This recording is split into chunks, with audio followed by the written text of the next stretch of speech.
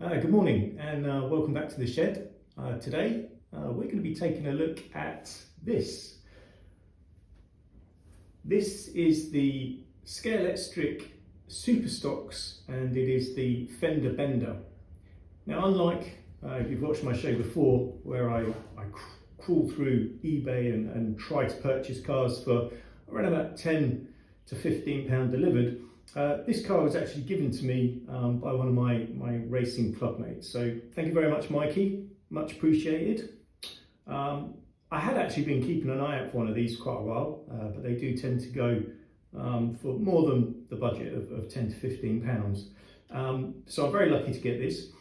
It's a very interesting car. We're going to have a look at this in the overhead in a minute, not least of which because it has a 360-degree guide. We're also going to be refurbishing this car as well, and I'll talk you through the bits and pieces that we're going to do to it. I do have a bit of history with stock cars in that I created these cars here. You can see a couple of them. I did these as club race cars so that we could do lane cars with them. They're based on the Mini, so I take all the internals from the Mini, the Scalextric Mini here, and drop them into these stock cars which I've 3D printed and designed myself. But one of the neat things about this is that they also support the Scalextric digital chip. So if you wanted to, you can run these cars in digital mode as well. So the chip just slots onto there. I don't know whether the chips would stand up to actual impact or not, but it does at least allow you to do racing with these cars and sort of change lanes and nerf each other off should you wish to do so. Now, we're also going to talk a little bit about 3D printing. Now, obviously I've just said that I 3D print these. If you've seen my any of the other videos I've done on this channel, you'll see that I make reference to 3D printing every now and again. I have a very basic 3D printer, make good use of it. Car stands, cars. If you saw my video about this Escort Cosworth, the wing mirrors there, sorry, are 3D printed. I print wings as well. I print people. So if we look at the Marshall down here, he's printed. If we look at the Goodwood, standing on top of the Scalextric pit stops, 3D printed. The staircase is 3D printed. The gates are 3D printed. You probably can't see it at the back here. I've got one of the Scalextric event boards. Again, 3D print all of the icons that go in it, the tablets that go in it, so you can slide in who's racing and what time they're racing, etc. So yeah, I mean, for me, 3D printing is much a part of this hobby as anything else. That said, it's a skill that you have to learn, but highly worthwhile if you can pick up a cheap printer on eBay. I mean, sub £100 now. You can have a lot of fun. Not only learning how to 3D model, but also extending the hobby and adding new features and parts to your track if you wish to do so. Anyway, let's get back to this. As I say, this needs a complete overhaul. We'll have a look at what it's going to take under the closer inspection with the overhead camera, and then we'll do all the work. That'll be a break of a few hours, maybe a couple of days while I apply all of that work, and then we'll come back and we'll see exactly how this car runs. Of course, we'll see the running in this video. Don't worry, you're not going to have to wait 2 days for another video to be released. All right, speak to you in a minute. Welcome back. Here she is. As said, this car needs a complete refurbish, but before I did that, I had a quick look on Slot Racer online, highly recommended for all of the Scalextric catalogues. Had a quick look at this. It's 1982, and to my surprise, I found that there was a whole series of components that went with this, and so I jumped on the 3D printer and created them. So here we have a rear wing. We have exhaust pipes. There are two sorts. You've got the short, stubby exhaust pipes, and you've got these longer exhaust pipes. And then you had these sort of number boards that fit on the car. Now, we can easily see where the exhaust pipes go. And if we just clip one of those on there, you can see how they fit. And the idea of these, I believe, is that they are designed to fall off. So you can have the short ones or the longer ones. Let's try and get that on there. Okay, short ones are the longer ones. I prefer the longer ones, to be honest, most of the time. But there is also these boards. These clip on here, and I'll show you that in a second. Or you can have this version of the board, and again that clips on there, or you could clip it on there. And then last but not least, you've got the wing. It's a bit of a juggle to get this wing in, but effectively you just sort of clip that on at the back there, and that gives you the wing. So quite happy with all of that. 3D printed all of these little bits and pieces, and yeah, helped try and make this car a bit better. Now let's go back to the bonnet. We just unclip that from there. There we go, clip off. You can obviously see that this one's got some scratches and repairs that have been done to it. Quite happy with that. It's got the original decal, the B on the front. So that's all good. And if we look underneath, you can see that there are two indentations where we can cut out to mount the number plates, the number boards, I'm afraid. And we've got exactly the same thing here. They've kind of made an attempt, whoever used to own this car has made an attempt to drill something and do something, but underneath there we've got these squares as well. So we'll cut those out so that we can mount our number boards. As we get into the car now that we've removed that, I said that this has got a 360-degree guide so that you can spin it around and have some head-on crashes. Now, if you look up here and you look up here, I'll put a couple of pictures that show the car itself in action, and also the components that you see here. But what you'll also notice is that these components are designed to fall off, and that is why I think so many of these come without bits. But under here, the 360-degree guide is quite interesting. So we have this plate here, which connects the white wire to the motor, so that top plate, and that runs off of this contact here. And then underneath we have the same plate but the red wire, which then connects to the motor, and that connects to a plate underneath. The guide itself it's a bit tricky, but you basically push it in at this point and then push it down. So push it in and push it down, and then that comes off. Two-fingered job. There we go. So that's unclipped it from the top. Okay, and then we just slowly move that out. So that's now got the guide semi-free. Let me take the bottom part off, because we'll have a look at this in a bit as well. Come on, these are quite tricky. In the newer models, Scalextric have made the removal of these plates quite easy. But in this model, it's a case of trying to just bend the top part, which you'll see again quite clearly, and remove the bottom. There we go. So that's the top part, and we can bend that in a little bit, and then that allows it to come off of these two slots here. Underneath here, this is where we connect one wire, this is where we connect the other wire, and you can see the wires themselves are protruding through here. Lost one of the ferrules off of that one, so we need to put that back in. But once that's out, push those ferrules through there. That's our guide. And then on this side, what we have is we have our two plates and our two wires. So one's connected to the top plate, insulation ring in the middle, and then we've got the bottom plate as well. So what I'm going to do is I'm going to clean up all these plates so they're nice and shiny, make sure that they have good contact. I'm going to replace this braid here and here. I'm going to replace the missing, they call them ferrules, it's these little bits here that are stuck on the end onto that one, and that will be the electronics at the front at least cleaned up. Worth noting, love the little engine that they put in here as well. That's a really nice little feature. Again, because this is designed to come off, then they wanted to be able to see something underneath there, which is nicely modelled and nicely detailed as well in silver. While we're here at the front, we can see that this has had a bit of an accident. I'm going to use hot water to kind of soften the plastic, bend that back, and then just simply apply some glue to put that back together again. So, and then I'm going to brasso these. So brasso is a UK brass cleaner, and these are brass. So I'll clean all of those up, clean that up, both on top and underneath. And then we will have a good electrical contact.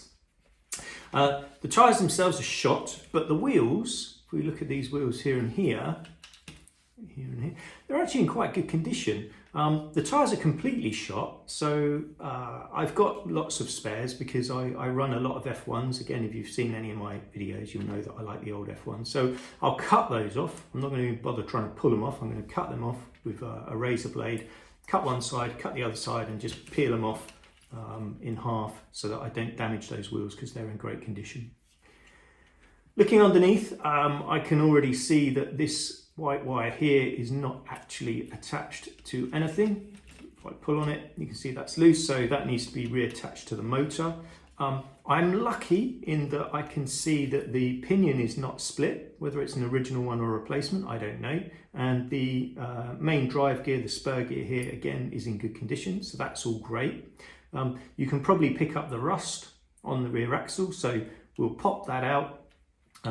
Again, probably use a bit of heat around the chassis at this point. I don't want to snap this chassis because obviously that would be terrible. So a bit of heat around here, either through a hairdryer or with the hot water when I bend this back, just to soften that so I can pop the axle out. And then what we do is we'll pull the wheels off. They should come off fairly easily, you know, straight off like that. And then we will remove.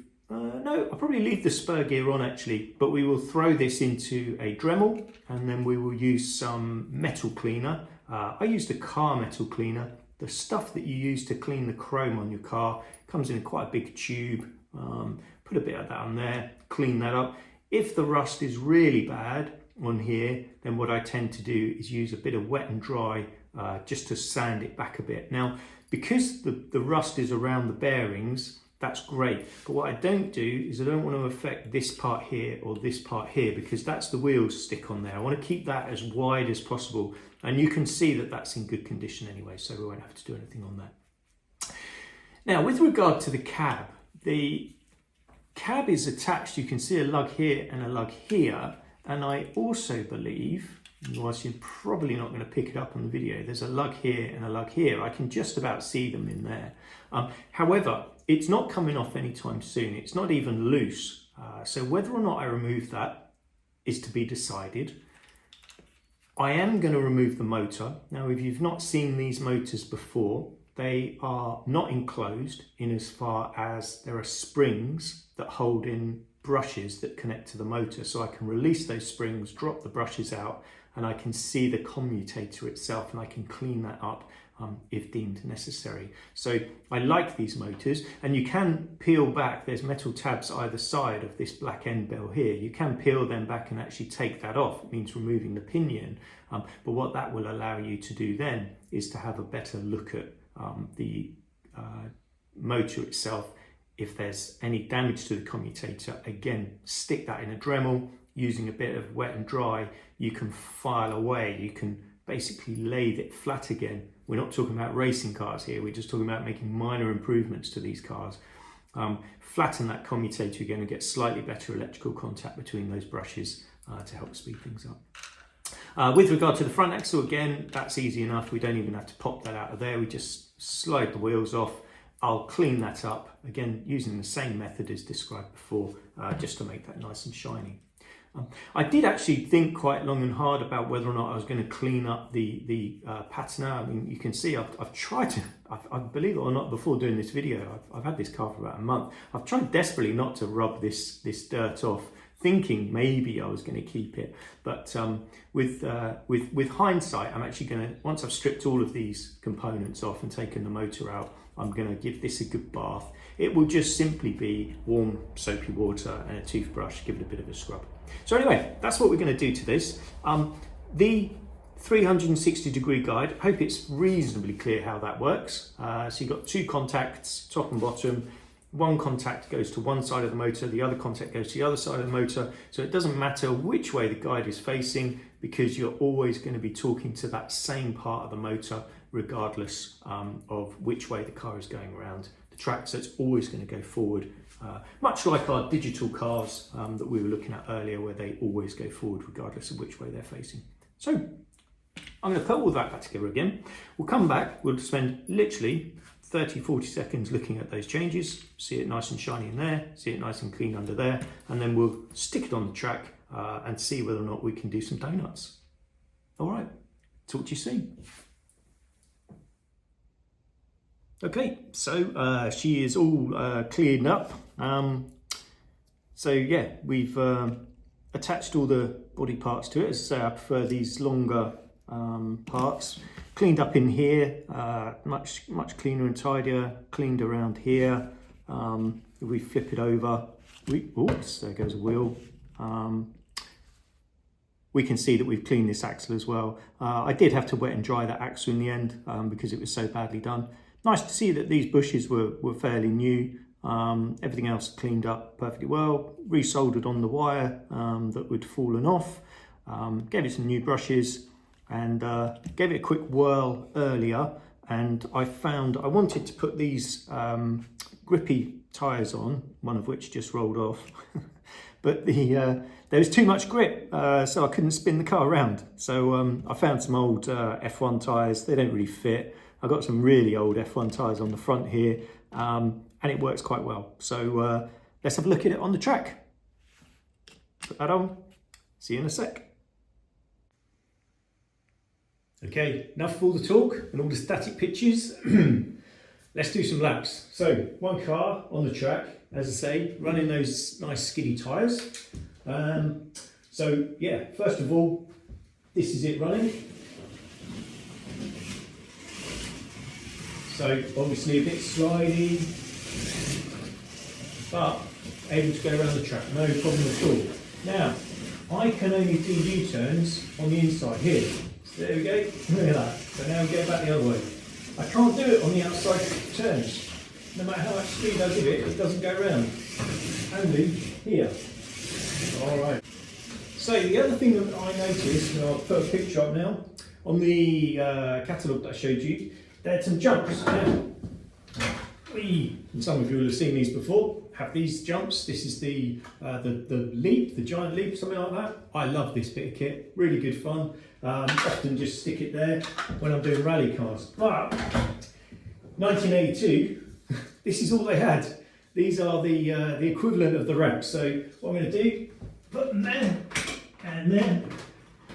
Now what I should say, with the link, of course, you can only go one way because that's the way the track goes, and then you've got the big landing area here and the guide, and off you go. If you want to come back up this way, it's not going to work. Obviously with these, we can go both ways. So let's have them somewhere about there, and we'll spin the car around. Oh, now in the brochure, what have I done? In the brochure, it showed the bonnet flying off as it was going over that. Ta-da!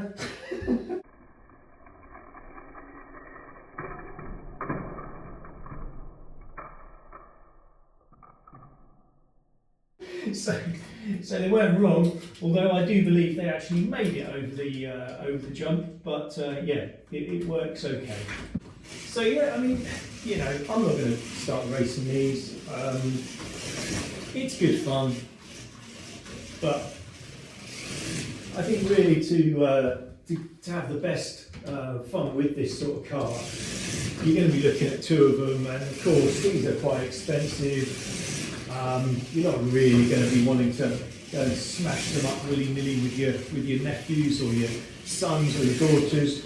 You're going to really want to look after them. But I can imagine back in the day, with all the old Scalextric track, with all the crossovers and the squeezes and everything else, these would be quite fun. Now, for those of you who've watched me in the past, you'll know that I have a unit here that allows me to drive cars around this lane. I can drive any car really, and what I think might be fun was if you were driving this car and driving one of these cars, you could try and knock this car off. So you know, you could do something along the lines of record a lap. So we plug this in.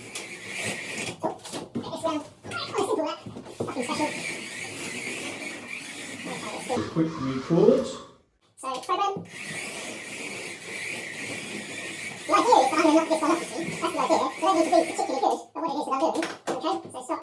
Hit race, and let's see whether or not that car will drive around the track on its own. And by the way, I don't care about this car, as you may or may not realise. Oof.